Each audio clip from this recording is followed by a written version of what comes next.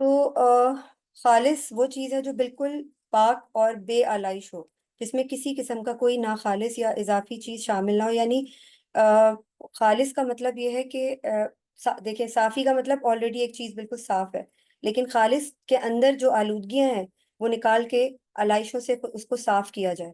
تو یہ بیسکلی ہمارے اندر جو بھی دنیا کے مفادات موجود ہیں ہمارے اندر واہن موجود ہے، اللہ دنیا کی محبت موجود ہے، ریاکاری ہے، اس کے علاوہ ہم بہت کچھ حاصل کرنا چاہتے ہیں، شہرت، دولت، ہمارا نفس، ہمارے نفس کی غلامی سے ہم نکل نہیں پا رہے ہوتے، ہم اسی کو اپنا الہہ بنا لیتے ہیں۔ تو یہ سب چیزیں جو ہے نا بڑی ضروری ہیں سمجھنا، کہ ہم اللہ تعالیٰ کے لیے نحن لہو مخلصون بننے کی کتنی جدوجہد کر رہے ہیں، ہم کتنا خود کو اس لیول پہ لے کے جانے کی کوشش کر رہے ہیں کہ اللہ تعالیٰ نے ہمیں مسلمون بنا دیا، پھر ہم عابدون تک بھی پہنچ جاتے ہیں، لیکن کیا ہم مخلصون تک پہنچ پاتے ہیں، یا ہم پھر اپنے آپ کو دنیا ہی کی محبت میں انوالو کیے رکھتے ہیں، اور کبھی سوچتے ہی نہیں ہے کہ ہم جو ہے وہ ہمارے اندر ریاکاری موجود ہے، یا بیسکلی آپ دیکھیں ریاکاری کو شرک اصغر یعنی ایک چھوٹا شرک قرار دیا گیا ہے۔ آ، حضرت محمود بن لبید رضی اللہ تعالیٰ عنہ سے روایت ہے کہ رسول اللہ صلی اللہ علیہ وآلہ وسلم نے فرمایا، ایک سیکنڈ، مجھے تم لوگوں پر سب سے زیادہ جس چیز کا خوف ہے وہ شرک اصغر ہے، یعنی چھوٹا شرک۔ صحابہ نے عرض کیا، یا رسول اللہ صلی اللہ علیہ وآلہ وسلم، شرک اصغر کیا ہے؟ آپ صلی اللہ علیہ وآلہ وسلم نے فرمایا، ریا کاری۔ قیامت کے دن اللہ تعالیٰ فرمائیں گے، جاؤ ان لوگوں کے پاس جنہیں تم دنیا میں دکھانے کے لیے عمل کرتے تھے، دیکھو کیا تمہیں ان کے پاس سے کوئی بدلہ ملتا ہے؟ یعنی ہم کوئی چیریٹی کرتے ہیں، یا ہم نمازیں پڑھ رہے ہوتے ہیں، یا دکھاوے کے لیے ہم ساری عبادات کر رہے ہوتے ہیں، یا دکھاوے کے لیے ہم اخلاق سے لوگوں کے ساتھ، دنیا میں ہم باہر نکلتے ہیں گھر سے تو ہم لوگوں کے ساتھ اخلاق سے پیش آ رہے ہوتے ہیں، لیکن اپنے گھر والوں کے ساتھ ہمارے معاملات بہت خراب ہوتے ہیں، ہم اپنے گھر والوں کے ساتھ بہت برے طریقے سے پیش آتے ہیں، ہمیں بات کرنے کی تمیز نہیں ہوتی۔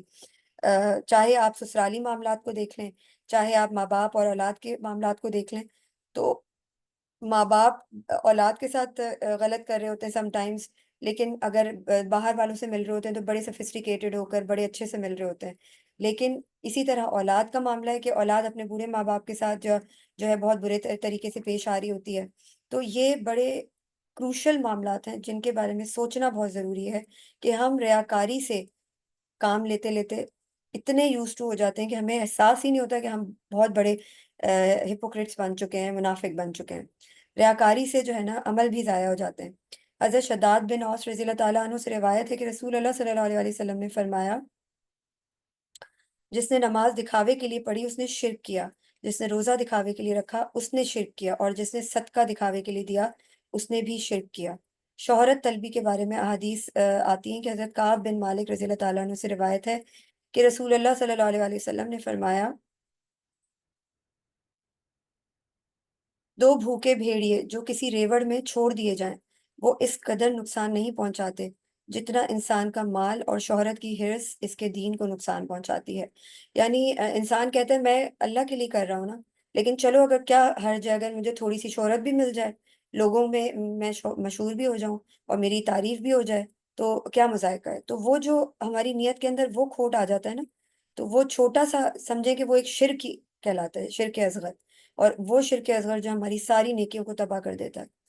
اللہ تعالیٰ کو گمنام بندے پسند ہیں، کہتے ہیں نا کہ جو صدقہ خیرات ہے وہ ایک اس طرح سے دو کہ ایک ہاتھ سے دو تو دوسرے ہاتھ کو خبر نہ ہو۔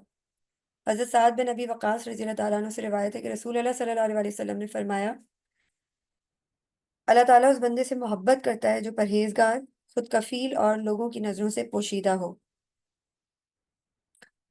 اسی طرح ہم لوگوں نے لاسٹ ٹائم یتلو علیہم آیاتی یزکیہم والی جو آیت پڑھی تھی، سب کو یاد ہوگا، یہ حضرت ابراہیم علیہ السلام نے رسول اللہ صلی اللہ علیہ وسلم کے لیے دعا کی تھی، اپنی امت کے لیے دعا کی تھی۔ تو اس ورڈ کے اوپر اگر ہم سوچیں تو جو کہ مقاصد نبوت میں سے ایک اہم مقصد ہے، یزکیہم، دراصل تزکیہ جو ہے نا، یعنی نفسیاتی، روحانی اور اخلاقی صفائی کا عمل ہے، ہماری جو اندرونی صفائی ہے، گندگی نکالنے والی، آلودگیوں کو صاف کرنے والی۔ اس کا مطلب صرف تعلیم دینا نہیں یا معلومات دینا نہیں، بلکہ انسان کے باطن کو پاک کرنا، اس کے نفس سے آلودگیاں، برائیاں نکالنا، اور اس میں اعلیٰ صفات کو پروان چڑھانا ہے۔ تزکیے کا مطلب ہوتا ہے ایسا مسلسل نظام جو انسان کے باطن سے حسد، تکبر، ریا، بخل، شہوت، غصہ، کینہ، حب دنیا اور حب چاہ جیسی آلائشوں کو دھیرے دھیرے نکالتا ہے، اور اس کی جگہ تقوی، اخلاص، صبر، شکر، قناعت، توکل، تواضع اور محبت الہی جیسی صفات ڈالتا ہے۔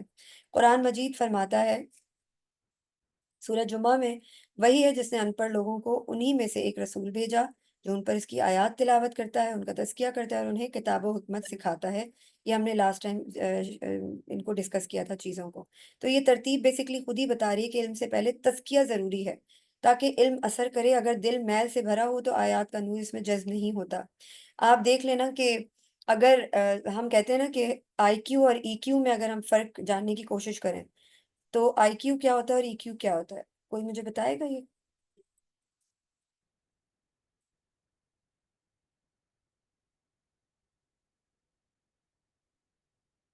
Emotional quotient or intelligence quotient. Exactly, emotional quotient اور انٹیلیجنس کوشنٹ، بٹ دونوں میں ڈفرینس کیا ہے؟ یہاں ہم تزکیے کی بات کر رہے ہیں، تو اگر میں آپ سے پوچھوں کہ ان دونوں میں ڈفرینس کیا ہے، تزکیے کو ذہن میں رکھ کر آپ کیا بتا سکیں گی اس کے بارے میں؟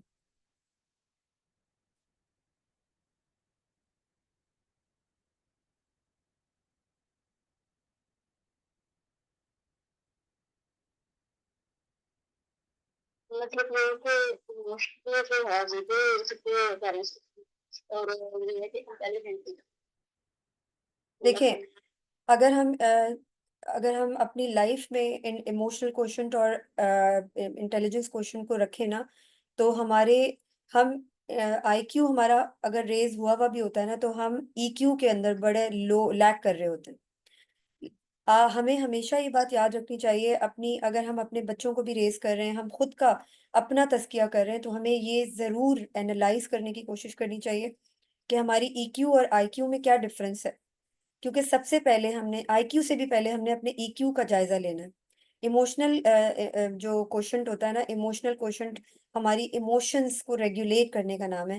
یعنی ایک انسان، اگر میں نے ایک ایسے بچے کو ریز کیا جس کا آئی کیو لیول آسمان کو چھو رہا ہے، ہائی لیول پر ہے، ہائر اس پر ہے، اس کا جو لیول ہے وہ ہائی ہے، لیکن اگر وہ ایموشنل کوشنٹ میں لیک کر رہا ہے تو وہ ایک حیوان اور جانور بن جائے گا لوگوں کے لیے، معاشرے کے لیے۔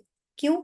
کیونکہ اس کا آئی کیو آپ نے ریز کر دیا ہے مگر اس کی ایموشنز کے اوپر کام نہیں ہوا ہوا، اس کے اندر ایمپتھی زیرو ہے، ایمپتھی لیک کر رہی ہے۔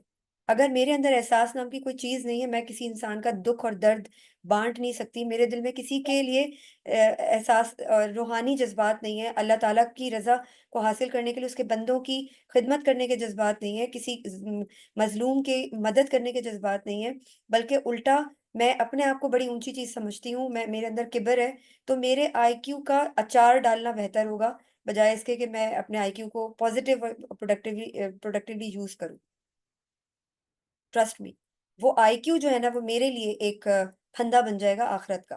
کیوں؟ کیونکہ وہ میرا آئی کیو اتنا ریز ہو چکا ہے کہ میں بہت انٹیلیجنٹ ہوں، بہت انٹیلیجنٹلی ہر چیز کو، ہر معاملے کو کیٹر کرتی ہوں، بہت انٹیلیجنٹلی جو ہے نا چیزوں کے بارے میں سوچتی ہوں، مگر میرے اندر جو ایموشنل کوشنٹ ہے اس کے اندر کمی اگر رہ گئی ہے تو میرا جو آئی کیو ہے نا وہ مجھے صرف اور صرف ڈیوسٹیٹڈ مطلب ڈسٹرکشن کی طرف لے کے جائے گا، صرف اور صرف ڈسٹروائے کرے گا، صرف اور صرف تباہ کرے گا۔ کیوں؟ کیونکہ میں کسی بھی پروڈکٹیو چیز کے بارے میں سوچ ہی نہیں سکوں گی، کیونکہ میں اپنے آئی کیو کو ہر ڈسٹرکٹیو چیز کی طرف، ہر اپنے مفاد کے لیے، اپنے نفس کی خوشی کے لیے، یعنی آپ ذہن میں صرف دو چیزوں کو، اگر آپ نے ای کیو اور آئی کیو کو ڈسکریمنیٹ کرنا ہے تو ایک چھوٹی سی ون لائن سینٹینس میں آپ کو کہہ کر یہ بات ختم کرتی ہوں کہ آپ صرف اس چیز کو ذہن میں رکھیں کہ جب ایک انسان جو ہے نا اس کا تھاٹ پیٹرن اس کے ہارمونز کے اکارڈنگ ہوتا ہے تو وہ ایک جانور ہوتا ہے، ٹھیک ہے؟ جب اس کا تھاٹ پیٹرن اس کے ہارمونز کے اکارڈنگ ہوتا ہے تو وہ ایک جانور ہوتا ہے، یعنی اس کا ای کیو ہوتا ہی نہیں ہے، وہ آئی کیو کے اوپر ریز ہوا ہوتا ہے، اس کی ایموشنل کوشن پہ کوئی کام نہیں ہوا ہوتا، ٹھیک ہے؟ لیکن جب ہمارا جو نفس ہے نا، ہمارا نفس ہماری سوچ کے تابع ہوتا ہے، یعنی ہمارا جو تھاٹ پیٹرن ہے وہ ہمارے نفس کو کنٹرول میں رکھے ہوئے ہوتا ہے، تو وہی انسان ہوتا ہے۔ اس لیے ہمیں اپنی ایموشنل کوشن کے اوپر کام کرنا بہت ضروری ہے۔ جب تک ہمارے اندر ایموشنل کوشن ڈیولپ نہیں ہوئی بھی، ہماری ای کیو ڈیولپ نہیں ہوئی بھی، ہم اپنے تزکیے پر کام ہی نہیں کر سکتے۔ ہم جتنا بھی آئی کیو ہمارا ریز ہوا ہوا، ہم اپنے ایموشنل کوشن پہ کام اگر ہم نے نہیں کیا، ہم اپنا تزکیہ کر ہی نہیں سکتے، کیونکہ ہم اپنے آپ کو ہمیشہ اچھا سمجھیں گے، پرفیکٹ سمجھیں گے، ہم کہیں گے ہم غلط ہو ہی نہیں سکتے، ہم غلط ہو ہی نہیں سکتے، یہ غلط ہے، وہ غلط ہے، دنیا غلط ہو سکتی ہے، میں تو غلط نہیں ہوں۔ تو یہ بہت ضروری ہے چیز یہ جاننا کہ ہمارا ای کیو اور آئی کیو کے اندر بے شک ہمارا آئی کیو کم رہ جائے، لیکن ہمارا ای کیو جو ہے نا، اس کے اوپر کام بہت ضروری ہے، ہماری ایمپتھی کے اوپر کام ہونا بہت ضروری ہے۔ تو یہ جو تزکیہ جو ہے نا، صرف اصلاح اخلاق یا صوفیانہ عمل نہیں ہے، بلکہ نظام نبوت کا مرکز ہے۔ یہ وہ مسلسل صفائی ہے، یہ وہ اس مسلسل صفائی کا عمل ہے جو روحانی، فکری اور معاشرتی آلودگیوں کو دور کر کے انسان کو اللہ کا سچا بندہ بناتی ہے۔ تو یہ لوگ کہتے ہیں نا کہ آ، میرا بہت سارے مختلف سیشنز ہوتے ہیں، جیسے پرسنالٹی ڈیولپمنٹ سیشنز ہو گئے، یا لوگ ورک شاپس کروا رہے ہوتے ہیں، تو بہت سے لوگ کہتے ہیں کہ ہم نے تو سیلف انالیسس کا سیشن کیا ہوا ہے، ہم نے تو سیلف انالیسس کا سیشن ایک سیشن نہیں ہوتا، یہ آپ کی 24/7 کی جد و جہد ہے۔ یعنی آپ کا تزکیہ نفس کا جو پروسیس ہے نا، یہ ہر وقت جاری رہنا چاہیے، ہر وقت۔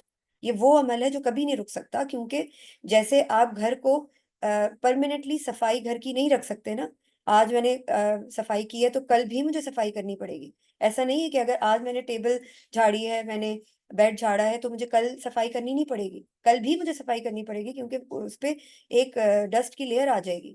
اگر میں 2-3 دن تک صفائی نہیں کروں گی تو اتنی موٹی لیئر ہو جائے گی۔ ہم نے دیکھا ہوگا کتنے مہینوں مہینوں گھر جو خالی رہتے ہیں، جب ہم جاتے ہیں گھروں میں صفائی کرنے، تو آپ دیکھیں اتنی زیادہ گرد ہوتی ہے کہ اس کو صاف کرنا عذاب ہو جاتا ہے۔ کبھی کبھی تو صفائی نہیں ہو پاتی، اتنی گرد ہوتی ہے، اتنی جم جاتی ہے کہ آپ اس کی آلودگی کو صاف ہی نہیں کر سکتے۔ یہی حال ہمارے دلوں کا ہے کہ جب تک ہم 24/7 اس کی صفائی نہیں کریں گے، اور ہم سب کو پتہ ہے کہ اس کی صفائی کیسے ہوتی ہے۔ قرآن جو ہے نا، قرآن بارش کے قطروں کی طرح ہمارے دل کے اوپر گرتا رہے، تو ہماری جو دل کی زمین ہے وہ زرخیز رہتی ہے۔ ہماری دل کی زمین جو ہے اس پانی کو ایبزارب بھی کرتی ہے، اور اس کے جو اس کا جو سمجھے کہ اس سے فائدہ بھی پہنچاتی ہے دوسروں کو۔ تو اپنے دل کی زمین کو زرخیز رکھنے کے لیے آپ کو اپنے دل کی مستقل صفائی کرنے کی ضرورت ہے۔ اسی کو تزکیہ نفس کہتے ہیں۔ یہ ایک ہفتے میں ایک دن صفائی کرنے کا نام نہیں ہے۔ پھر ہفتے میں جو لوگ اپنے گھر کو ایک بار صاف کرتے ہیں، اپنے کچن کو ایک بار صاف کرتے ہیں، تو پھر وہ اپنے دل کو بھی ایک بار صاف کریں گے، اور وہ جو ایک ہفتے میں رس جم چکا ہوتا ہے، وہ آسانی سے نہیں اترتا، پھر وہ بہت مشکل ہوتی ہے اس کو اتارنے میں۔ تو یہ ان سب چیزوں کے بارے میں جاننا، سمجھنا، اور پھر اس کے اوپر عمل کرنا بہت زیادہ ضروری ہے۔ انلیس ہم اس بات کو سمجھیں، ہم کبھی بھی اپنی زندگی میں پروڈکٹیوٹی نہیں لا سکتے۔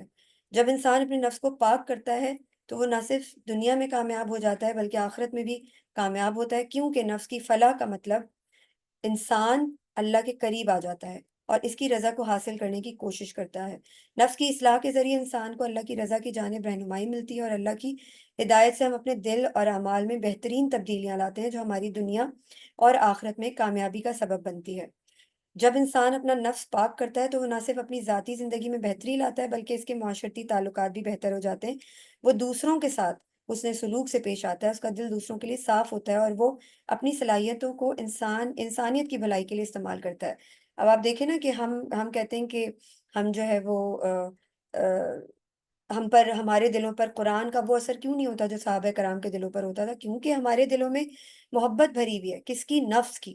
آپ دیکھیں، میں سوچتی رہوں گی کہ میری زندگی میں یہ مسئلے مسائل چل رہے ہیں، نماز پڑھتے ہوئے بھی میرے دماغ میں وہی مسئلہ ہوگا، کیونکہ ہمیں دنیا اتنا کھینچتی ہے کہ ہم اپنے آپ کو دنیا کی محبت سے نکال ہی نہیں پاتے۔ ہمارے گھر میں فنکشن چل رہا ہے تو ہم نے شاپنگ کرنی ہے، ہمارے رشتہ داروں میں یہ ہو گیا ہے تو اس کے اوپر ڈسکشن ہو رہی ہے، اس کے اوپر ہو رہی ہے، کسی کی غیبت چل رہی ہے، یعنی ایک زبان کے چٹخارے کے لیے ہم ایسی ایسی باتیں کر جاتے ہیں جن کا نہ ہمیں کوئی فائدہ ہوتا ہے، الٹا ہم اپنے بھائی کا گوشت کھا رہے ہوتے ہیں۔ اگر ہم یہ جینونلی جان لیں کہ واقعی قیامت کے دن جو ہے نا، ہم نے اگر کسی کی غیبت کی ہے تو وہ جس کی غیبت کی ہوگی اس کے جسم کا ایک ٹکڑا غائب ہوگا اور وہ کہے گا لاؤ میرے جسم کا یہ ٹکڑا واپس کرو مجھے۔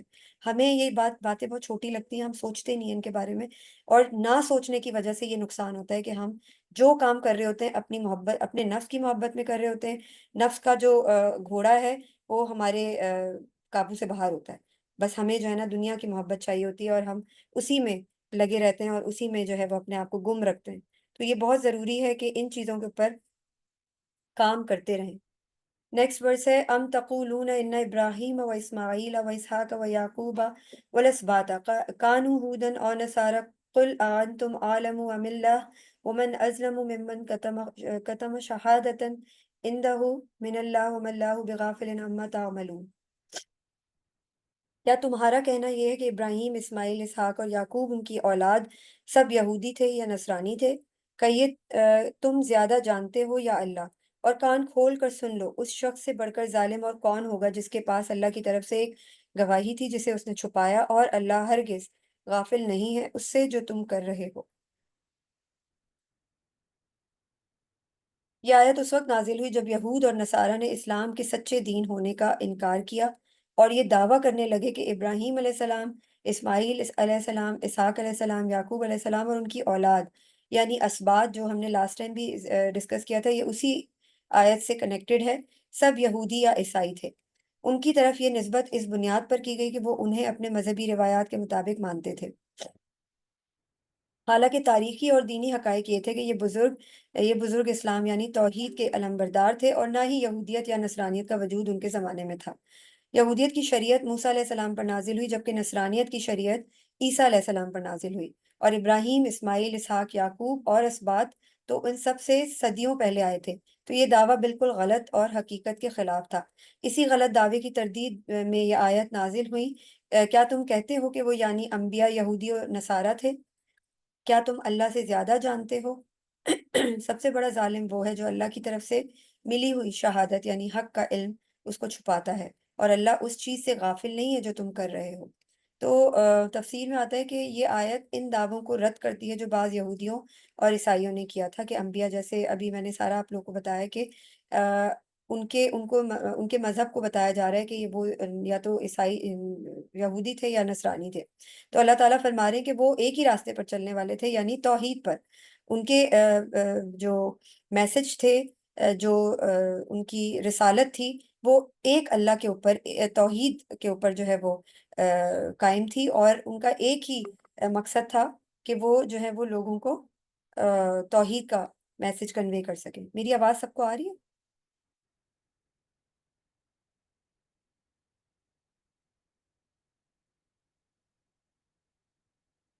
جی میری آواز سب کو آ رہی ہے؟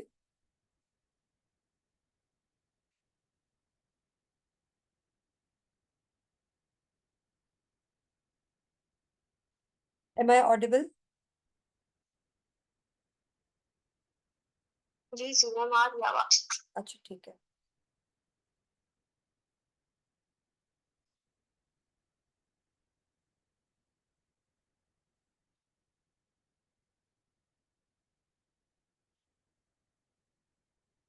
اچھا امام طبری فرماتے ہیں کہ یہ آیت یہودی اور عیسائی کے، اچھا یہ بھی ان کی بھی وہی ہے کہ جیسے ابھی ہم نے ڈسکس کیا کہ یہودی اور نصارہ، یہودیت اور نصارہ سے متعلق یہودی باتیں کرتے تھے کہ ہمارے جو یہ والے نبی تھے وہ اس طریقے سے یا تو یہودی تھے یا نصارہ تھے۔ تو اللہ تعالیٰ جو ہے وہ فرما رہے ہیں کہ ایسا کچھ نہیں تھا۔ آ، اسی طرح صحیح مسلم میں آتا ہے کہ حضرت محمد صلی اللہ علیہ وآلہ وسلم نے فرمایا جو شخص سچے گواہ کی گواہی کو چھپائے گا اللہ اس پر قیامت کے دن نظر نہیں کرے گا۔ یہ حدیث اس آیت کے پیغام سے بہت زیادہ ملتی ہے جو گواہی چھپانے والوں کی مذمت کرتی ہے۔ تو اس میں یہ بھی ہے کہ تم خود اپنی جانوں پر ظلم کرتے ہو۔ یہ ہمیں ایک لیسن دیتی ہے کہ اللہ کی طرف سے ایک یاد دہانی ہے، انسان جب اپنے اعمال میں گناہ یا برائی کرتا ہے تو وہ اپنی ہی جانوں پر ظلم کرتا ہے۔ انسان جب اللہ کی حدود کو توڑتا ہے یا اس کی ہدایات کی خلاف ورزی کرتا ہے تو وہ اپنے روحانی اور اخلاقی نقصان کا باعث بنتا ہے۔ اللہ تعالیٰ قرآن پاک میں فرماتے ہیں سورہ نحل میں، ہم نے ان پر ظلم نہیں کیا بلکہ وہ خود اپنی جانوں پر ظلم کرنے والے تھے۔ اس آیت میں یہ واضح ہو رہا ہے کہ اللہ کا انصاف ہمیشہ قائم رہتا ہے اور انسان اپنی بد اعمالیوں کے نتیجے میں خود کو نقصان پہنچاتا ہے۔ اگر ہم خود احتسابی سے اپنی زندگیوں کا موازنہ کریں تو ہم یہ دیکھیں گے کہ ہم کہاں کہاں غلطیاں کر رہے ہیں اور اللہ کی ہدایت سے دور ہوتے جا رہے ہیں۔ جب ہم اللہ کی رضا کے خلاف عمل کرتے ہیں تو ہمیں فوراً توبہ کرنی چاہیے اور اللہ سے معافی مانگنی چاہیے، کیونکہ اللہ تعالیٰ بڑے غفور اور رحیم ہے۔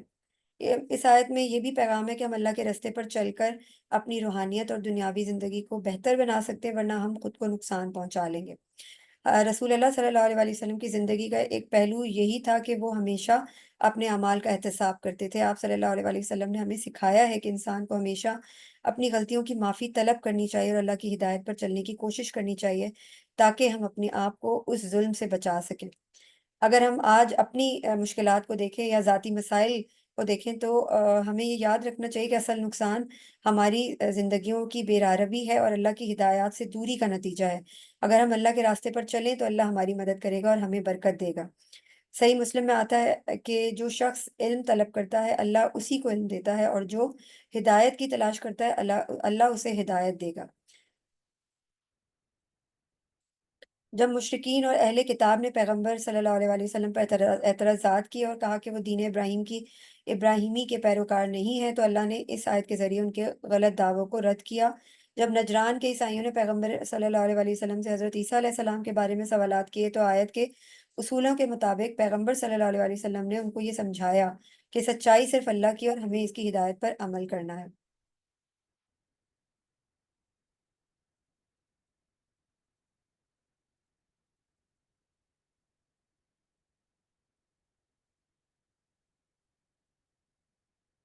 اسی طرح جو ہے وہ، اگر ہم یہ سوچیں کہ اللہ تعالیٰ اس سے غافل نہیں ہے، جو کچھ بھی ہم کر رہے ہیں نا، اللہ تعالیٰ کو ہر چیز کا علم ہے، اللہ تعالیٰ ہر چیز پر جو ہے نا محیط ہے، اور وہ ہر چھوٹے بڑے کام جو ہیں پوری طرح سے ان کا علم رکھتے ہیں۔ اس کا علم نہ صرف ہمارے ظاہر اعمال تک محدود ہے، بلکہ وہ ہمارے دل کی حالتوں، ہمارے خیالات، ارادوں، نیتوں اور حتیٰ کہ وہ اعمال بھی جانتا ہے جو ہم دوسروں کی نظر سے چھپاتے ہیں۔ تو اس آیت کی حقیقت یہ ہے کہ علم کسی بھی انسان کی کسی بھی حرکت سے غافل نہیں ہو سکتا۔ اللہ کا علم، سوری، خواہ وہ عمل چھپ کر کیا جائے یا سامنے، ہمارے ایون کہ ہمارے دل میں، ہمارے دماغ میں چھوٹی سے چھوٹی بات بھی پیدا ہوتی ہے تو اللہ تعالیٰ کو اس کا بھی علم ہوتا ہے۔ اللہ کا علم ہر وقت اور ہر جگہ موجود ہے، اور یہ علم کسی بھی انسان کی فعالیت یا اس کی رازداری سے باہر نہیں ہے۔ اگر ہم کسی اچھے یا برے عمل میں مشغول ہوں، اللہ کی نظر اس پر بھی ہے، اور وہ ہمارے ہر عمل کا حساب لے گا۔ اس کا علم وقت اور جگہ کے لحاظ سے محدود نہیں ہے، اس کا علم ہماگیر اور کامل ہے۔ اس کا مطلب یہ ہے کہ ہم جو کچھ بھی کرتے ہیں اللہ اس سے پوری طرح آگاہ ہے، اور وہ ہماری ہر نیت، ارادے اور عمل کا حساب لے گا، چاہے ہم کسی کو دھوکہ دیں یا چھپ کر کوئی بھی اچھا کام کریں۔ تو یہ ہے کہ ہمیں اپنی زندگی میں اللہ کی رضا کو مقدم رکھنا چاہیے، اور ہر عمل میں اخلاص، صداقت اور تقوی اختیار کرنا چاہیے۔ اللہ کا علم اور اس کا انصاف ہر وقت ہمارے ساتھ ہے، اور اس کے سامنے ہمارے چھپے ہوئے اعمال بھی بے نقاب ہیں۔ اس کے علم کے تحت ہمیں اپنے اعمال پر نظر ڈالنی چاہیے اور اپنی زندگی کو اللہ کی ہدایت کے مطابق ڈھالنا چاہیے، تاکہ ہم اللہ کے غصے سے بچ کر اس کی رضا کو حاصل کر سکیں۔ آپ دیکھیں اللہ تعالیٰ نے ہمیں اللہ تعالیٰ اتنا رحیم و کریم ہے کہ اس نے ہمیں یہ نہیں کہا کہ تم جو ہے غریب ہی رہو، غریب ہی مرو، بس صرف مصیبت میں رہو تو ہی مجھے خوش کر سکتے ہو۔ نہیں، ایسا نہیں ہے۔ اللہ تعالیٰ نے ہمارے لیے بڑی کنوینئنٹ زندگی کو رکھا ہے، بیلنسڈ زندگی کو رکھا ہے۔ اللہ تعالیٰ نے یہ نہیں کہا کہ راتوں کو جاگ جا کے میری عبادتیں کرو اور دنیا کو چھوڑ دو۔ اللہ تعالیٰ نے کہا ہے دین اور دنیا دونوں گزارو، لیکن میرے احکامات کے اگینسٹ مت جانا، اس حدود کو جو ہے نا کراس مت کرنا، اس حدود کے اندر رہنا۔ جیسے ایک چھوٹی سی مثال ہے کہ ایک مطلب آپ ایک مالک ہے، ٹھیک ہے، ایک آدمی ہے، اس کا ایک غلام ہے یا اس کا ایک نوکر ہے، ٹھیک ہے، وہ اپنی بہت ساری زمینوں پر اس کو زمینوں کی دیکھ بھال کرنے کے لیے اس کو رکھتا ہے، ٹھیک ہے۔ اب وہ اس کو ایک باؤنڈری لائن بتا دیتا ہے کہ اس باؤنڈری لائن کے اکراس تم نے نہیں جانا، اس باؤنڈری لائن سے پہلے پہلے جو ہے نا تمہارا سارا کام ہے، تمہیں وہ کرنا ہے، ٹھیک ہے۔ اور اس کے بعد جو ہے وہ اس کو وہ واچ کرے گا، نیا اگر غلام نیا ہے تو وہ اس کو پہلے واچ کرے گا کہ یہ کیسا کام کرتا ہے۔ تو شروع شروع میں غلام جو ہے وہ بڑا اچھے سے کام کرے گا، سارا کچھ کرے گا، پھر اس کے بعد آہستہ آہستہ ایک دن غلام جو ہے وہ اس کا دل کر رہا ہوگا کہ وہ اس باؤنڈری کو کراس کرے، یعنی اس نے جو ہے ایک لکیر کھینچ دی ہے کہ اس لکیر کے اکراس والی زمین پر نہیں جانا۔ تو ایک دن کیا ہوگا کہ وہ ایسی کر رہا ہوگا کام، تو اچانک سے ایسے ہی یعنی بغیر اپنی غلطی کے ہی وہ اس لائن سے کراس ہو کر گر جائے گا، یعنی اس نے وہ لائن کراس کر دی غلطی سے۔ پھر ایک دم وہ دیکھے گا سامنے اس کا مالک دور کہیں بیٹھ کے اس کو دیکھ رہا ہوگا، تو وہ بڑا شرمندہ ہوگا اور ایک دم اٹھ جائے گا اور گھبرا جائے گا۔ جب وہ دیکھے گا کہ اس کا مالک اسے کچھ بھی نہیں کہہ رہا، تو اگلے دن وہ ویٹ کرتا رہے گا کہ اس کا مالک اسے سزا دے گا اور آئے گا اور پوچھے گا۔ تو جب وہ دیکھے گا کہ اس کا مالک اس کے پاس نہیں آیا، اس کو کچھ نہیں کہا اس نے، تو اس کا حوصلہ تھوڑا بلند ہوگا اور وہ سوچے گا کہ اس کا مطلب کہ میں جو ہے نا اس باؤنڈری کو کراس کر سکتا ہوں کیونکہ میرا مالک کچھ بھی نہیں کہہ رہا۔ تو اب وہ 2-3 دن بعد دوبارہ ہمت کر کے نا جان بوجھ کے اس باؤنڈری کو کراس کرنے کی کوشش کرتا ہے۔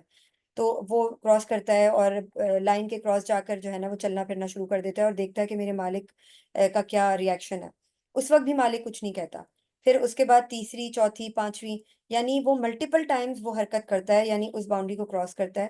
تو پھر ایک دفعہ کیا ہوتا ہے کہ وہ آتا ہے مالک اور پھر وہ اس کو پنش کرتا ہے۔ دیکھیں، ہمارے ساتھ بھی یہی ہمارا بھی یہی حال ہے کہ اللہ تعالیٰ ہمیں ہمیں چھوٹ دیتے ہیں، کہ چھوٹ کس چیز کی دیتے ہیں کہ میرے بندے نے غلطی کی ہے، یہ واپس پلٹے گا، یہ توبہ کرے گا۔ اللہ تعالیٰ ہماری توبہ کا انتظار کرتے ہیں۔ ہماری نیکی لکھنے والا فرشتہ فوراً نیکی لکھ دیتا ہے، لیکن ہمارا جو گناہ ہے، جب ہم سے کوئی غلطی ہوتی ہے تو وہ اس فرشتے کو روک دیتے ہیں کہ ہو سکتا ہے ویٹ کر لو، ہو سکتا ہے میرا بندہ جو ہے وہ توبہ کر لے، وہ واپس آ جائے اور وہ معافی مانگ لے۔ تو جب تک وہ ویٹ کرتے ہیں کہ وہ معافی مانگ لے، تو وہ اس غلطی کے بجائے اس کی 10 نیکیاں جو ہے اس کی 10 نیکیوں میں اضافہ ہو جائے گا۔ تو اسی طرح ہمارا بھی حال ہے۔ ہم کہتے ہیں ہمیں تو اللہ تعالیٰ اور نواز رہا ہے، ہمیں تو اللہ تعالیٰ اور دے رہا ہے، ہمیں تو کوئی پنشمنٹ نہیں مل رہی، اس کا مطلب ہم ٹھیک ہیں، ہم غلط نہیں ہیں، ہم اس کی حدوں کو نہیں پھلانگ رہے۔ تو اللہ تعالیٰ ہمیں دے دے کے آزما رہا ہوتا ہے، چھوٹ دے دے کے آزما رہا ہوتا ہے۔ اس کا یہ مطلب نہیں ہوتا کہ وہ بھی ہمارے لیے آزمائش نہیں، وہ بھی ہماری آزمائش ہے۔ اللہ تعالیٰ دیکھنا چاہتے ہیں کہ ہم کتنی دنیا سے کتنی محبت کرتے ہیں۔ ابھی میں نے آپ کو بتایا نا کہ انسان اور جانور میں صرف اتنا صحیح فرق ہے کہ جس انسان کی سوچ اس کے نفس کے تابع ہے، اس کے ہارمونز کے تابع ہے، وہ جانور ہے، اور جس انسان کا نفس اس کی سوچ کے تابع ہے، وہ انسان ہے۔ بس یہ ذہن میں رکھنا ہے ہم نے۔ جزاک اللہ خیر۔ کسی کا کوئی کوشچن ہے تو آپ پوچھ سکتے ہیں۔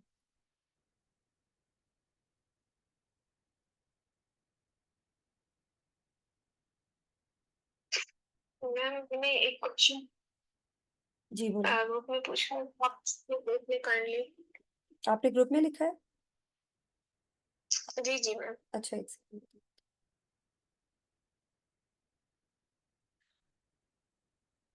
آج کے دور میں جب رشتہ دار یا دیگر تعلقات انسان کے لیے تکلیف دہ اور دل آزاری کا سبب بنے، تو کیا پھر بھی ہمیں اللہ کے حکم کی خاطر صلہ رحمی پر قائم رہنا چاہیے، چاہے دل میں تکلیف محسوس ہو؟ بالکل، بالکل رہنا چاہیے۔ آپ کٹ آف نہیں کر سکتے کیونکہ آپ اپنے عمل کے جواب دیں۔ وہ آپ کو تکلیف دیتے ہیں، چپتے ہوئے جملے بولتے ہیں، ٹونٹ کرتے ہیں، ٹھیک ہے، لیکن آپ نے ان سے ملنا نہیں چھوڑنا۔ آپ ان سے ملتے رہیں، آپ ان سے کنیکٹ رہیں، فون پہ میسج کرتے رہیں، کسی عید وغیرہ پہ ان کو وش کریں، گریٹ کریں، ہر کچھ عرصے بعد ان کی خیر خیریت پوچھیں۔ لیکن آپ کو صلہ رحمی اللہ تعالیٰ نے جب کرنے کو کہا ہے تو آپ کا فرض ہے کہ آپ رشتہ داروں سے قطع رحمی نہیں کریں گے، قطع تعلق نہیں کریں گے۔ یہی تو آپ کی آزمائش ہے، یہی تو ہم نے ذہن میں رکھنا ہے کہ زندگی ٹیسٹ کا نام ہے۔ ٹھیک ہے امبا؟ اس سے جی اور جی کچھ میم۔ اس سے متعلق اگر آپ کو اور کوئی ڈیٹیل جاننی ہو تو آپ پوچھ سکتے ہیں۔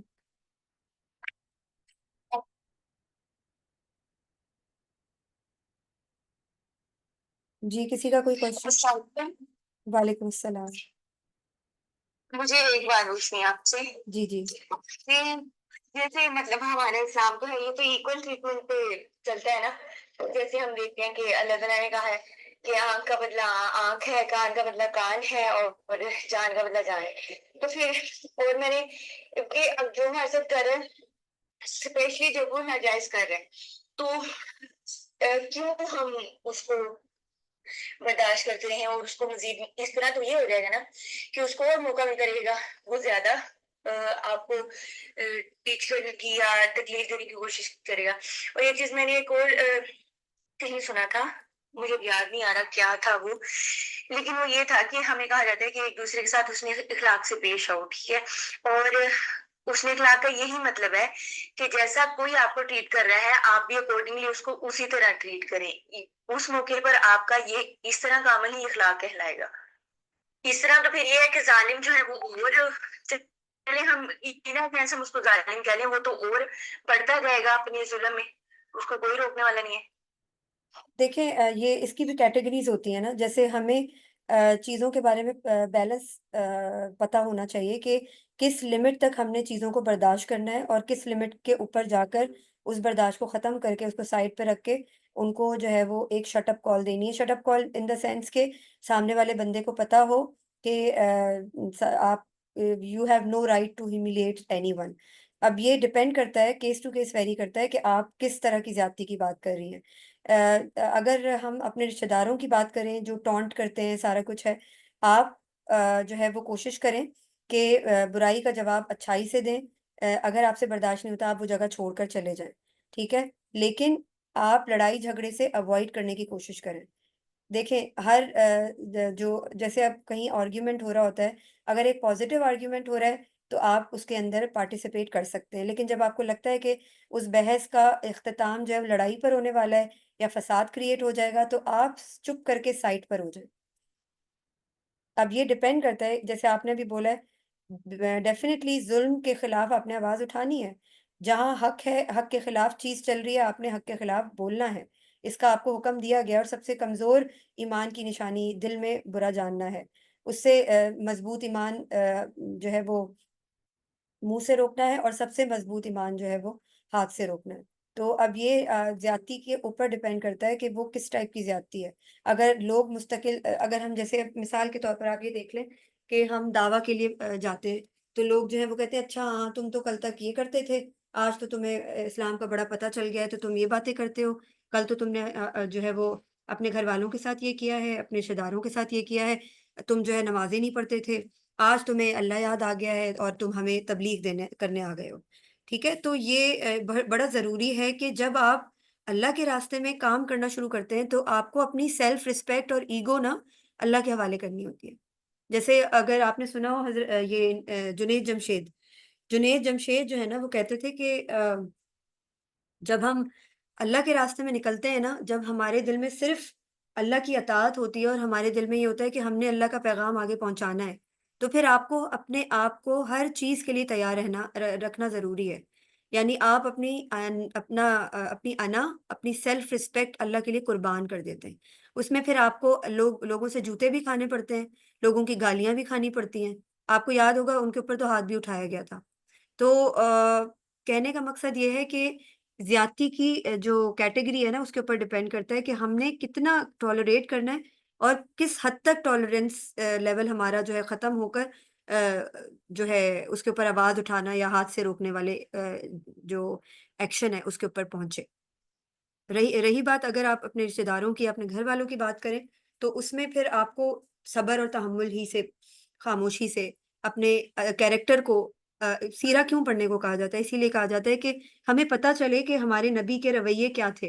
किस बदतमीज़ी के ऊपर उनका क्या रवैया होता था, किस ज़्यादती के ऊपर उनका क्या रवैया होता था। ये सब चीज़ें हमारे लिए जानना बहुत ज़रूरी है। इसी तरह जो है हम सीख सकते हैं कि हमने किस सिचुएशन में किस इंसान को कैसे ट्रीट करना है। I hope you got my point. जी, बिल्कुल मुझे समझ आ गई है। ऐसे ही हमें अकॉर्डिंगली सोचना चाहिए कि कहाँ क्या करना है। और अगर हम अम्बिया की बात करें, जैसे हम देखिए किसी के करैक्टर पे बात कर देना ये एंड होता है। और हम देखते हैं कि हज़रत आयशा का वाक़या है। उनको ठीक है, उनके किरदार पे बात की गई और वो टॉपिक बनी रही लोगों के दरमियान, ठीक है, बिल्कुल नाजायज़ तरीके से। लेकिन वहाँ तो ये था ना कि अब कोई अगर नबी को नुकसान पहुँचाता है या नबी के किसी प्यारे को, जैसे हज़रत आयशा थी, उनको नुकसान है, तो उनकी तो फिर अल्लाह ताला की तरफ से आ जाती है ना। लेकिन मतलब जैसे सूरह नूर में अल्लाह ताला खुद उनकी जो है पाक दामनी का ज़िक्र फरमाते हैं, हज़रत आयशा रज़ियल्लाहु ताला अन्हा की। तो वो तो फिर अल्लाह ताला अपने हाथ में ले लेते हैं मामलात। लेकिन यहाँ ठीक है, मैं ये नहीं कह रही कि जो भी सारा कुछ होता है वो अल्लाह ताला की तरफ से होते हैं मामलात, और अल्लाह ताला हमें डिफेंड भी करते हैं, लेकिन हमें उस वक़्त वो चीज़ नहीं समझ आ रही होती। लेकिन हमें खुद भी उसमें करना पड़ता है, अपना हिस्सा डालना पड़ता है। क्योंकि आपको पता है कि जहाँ हर चीज़ बदल गई है, अंबिया के जो नबी का ज़माना था, वो हमारे वाला ज़माना नहीं है। ये ज़माना उस ज़माने से बहुत मुख्तलिफ है। ठीक है, हमारे अहकामात वही हैं, हमारा जो इस्लाम बिल्कुल सच हक हर ज़माने के लिए है, एक आलमगीर है और ये बिल्कुल एक आफ़ाक़ी मज़हब है। लेकिन फिर भी अगर हम मामलात उठा के देखें कि जो आज मामलात हैं, वो 1400 साल पहले नहीं थे। तो मेरे ख्याल में अगर हम उनको मॉडल बना के, मॉडल कह रही हूँ, मॉडल बना के या उनके कहें कि उन्होंने कुछ नहीं बोला था तो फिर हम भी चुप रहेंगे, तो अल्लाह ताला की तरफ से कोई आ जाएगा, या जैसे कुरान में अल्लाह ने हज़रत आयशा की गवाही दे दी थी तो हमारा भी कुछ ऐसे सिस्टम बन जाएगा। तो मेरा ख्याल है हमें ऐसा नहीं करना चाहिए। सही कह रही हूँ मैं, या मुझे यहाँ इस्लाह की ज़रूरत है? जी, जी, बिल्कुल इस्लाह की ज़रूरत है, क्योंकि देखें वो तो अल्लाह ताला ने कुरान की आयत नाज़िल कर दी थी ना, वो रेवलेशन का टाइम था। लेकिन मैं आपको बताऊँ, मुआज़े आज भी होते हैं। देखें औरत के ऊपर बहतान लगता है, उसके किरदार कशी होती है। हमारे माशरे में ये बहुत कॉमन हो चुकी है बात, ठीक है? यही तो आपका टेस्ट है, बस छोटा-सा टेस्ट है ये। देखें वो सर साहिल कहते हैं ना कि ये ज़माना जो है ना, ये बेशक ये ज़माना वो नहीं है, लेकिन ये ज़माना हमारे लिए हमारे मतलब हम इतने खुशनसीब हैं कि हम कोई छोटा-सा काम भी कर जाएँगे ना दुनिया में, तो हम फलाह पा जाएँगे। हमारे पास इतने ऑप्शंस हैं हमारे पास। आपने हज़रत आयशा रज़ियल्लाहु ताला अन्हा की example the, definitely I agree with you, मगर आप हज़रत मरियम अलैहिस्सलाम को नहीं भूलें। हज़रत मरियम अलैहिस्सलाम ने क्या कुछ नहीं बर्दाश्त किया। अल्लाह ताला ने उनका टेस्ट लिया था ना, उनके ऊपर उनकी किरदार कशी की गई, उनके ऊपर बहतान लगाया गया, क्या कुछ नहीं उन्होंने अकेले सहा। समझ रही हैं बात? बेशक वो भी एक नबी की माँ थीं। लेकिन कहने का मकसद ये है कि टेस्ट तो आपको भी देना पड़ेगा, मुझे भी देना पड़ेगा। हर ज़माने में हर अल्लाह के बंदे से अल्लाह ने अपने बंदों से लिया है। आपने उस चीज़ के लिए रेडी रहना है। आपने उस चीज़ पे डिसअपॉइंट नहीं होना, बल्कि ये खुशनसीबी इसको तसव्वुर करना है कि अगर मैं इस तरह आज़माई गई हूँ, तो इसका मतलब कि जन्नत मुझसे दूर नहीं है। आज के ज़माने में जन्नत हासिल करना कोई बड़ी बात नहीं है, या अगर हम अपने नफ्स की सफाई कर लें ना, तो हमारे लिए बड़ी चीज़ें क्लियर हो जाएँ कि हमारे लिए आप देखिए ना कि ये 2 दिन की बुलबुले जैसी ज़िंदगी है, इसके लिए हम इतनी तगो-दो और इतनी जद्दोजहद करते हैं। लेकिन अगर हम ये ज़हन में रख लें ना कि ये मेरे लिए मेरी अल्लाह ताला ने एक छोटी-सी मुझे आज़माइश दी है, मैं इसको फ़ख्र से लूँगी और फ़ख्र से बर्दाश्त करूँगी। ये करना पड़ेगा ना, क्योंकि देखें, ज़िंदगी एक टेस्ट का नाम है, आपको कहीं न कहीं टेस्ट मिलेगा। और आज के ज़माने में भी मुआवज़े होते हैं, ऐसी बात नहीं है कि मुआवज़े नहीं होते। अल्लाह ताला आपको आपकी नियत के हिसाब से ट्रीट करते हैं, ये बात याद रखिएगा। अल्लाह ताला कहते हैं, तुम जैसा मुझसे गुमान रखोगे, मुझे वैसा ही पाओगे। और ये आप यकीन माने, आपकी नियत में अगर आप अपने अंदर की सफाई रखते हैं ना, आप अल्लाह से कनेक्ट रहते हैं, आपको अल्लाह ताला की अपनी दुआओं के जवाब मिलते हैं अल्लाह ताला की तरफ से। और आप वाक़ई हैरान हो जाते हैं कि ये तो कोई मौजज़ा है, ये तो वाक़ई मेरी बातों का जवाब अल्लाह ताला दे रहे हैं। लेकिन आपका जो तवक्कल है ना, वो अल्लाह पे स्ट्रॉन्ग होना चाहिए। हमारी नियतें हमें जो है ना वो ज़लील और रुस्वा करती हैं, सॉरी टू से। हमारी नियतें ख़राब हैं, क्योंकि हमें राज़िक पर शुबा है, नऊज़ुबिल्लाह, ट्रस्ट नहीं है। हमें रिस्क देने वाले पे ट्रस्ट नहीं है, हमें पैदा करने वाले पे ट्रस्ट नहीं है। हम जो है वो अपने मामलात को खुद हैंडल करना चाहते हैं। हम अपने मामलात को अपने खुदा पे नहीं छोड़ते। अल्लाह ताला कहता है, अपने हिस्से का काम करके बाकी का मामला मेरे ऊपर छोड़ दो। हम वो छोड़ना नहीं चाहते। हम उनको भी हैंडल करना चाहते हैं, ऐसा नहीं हो सकता। किसी का दिल हम नहीं बदल सकते, इवन अपना दिल भी नहीं बदल सकते, जब तक अल्लाह हमें हिदायत ना दे। तो ये बहुत ज़रूरी है कि अगर ये ज़हन में हमारे बात आ रही है कि हाँ ठीक है, उस ज़माने में रेवोल्यूशन थी तो यूँ होता था, ये ऐसे होता था। आज के ज़माने में भी आपको बहुत अल्लाह ताला की तरफ से जवाबात मिलेंगे। लेकिन शर्त क्या है? आपकी नीयत साफ़ होनी चाहिए। मैंने अभी बताया ना, वो क्या था, 1 मिनट, वो आयत थी, लहू नाहनु लहू मुस्लिमून, फिर नाहनु लहू आबिदून और फिर नहनु लहू मुखलिसून। थर्ड जो कैटेगरी है ना, थर्ड जो दर्जा है हमारा,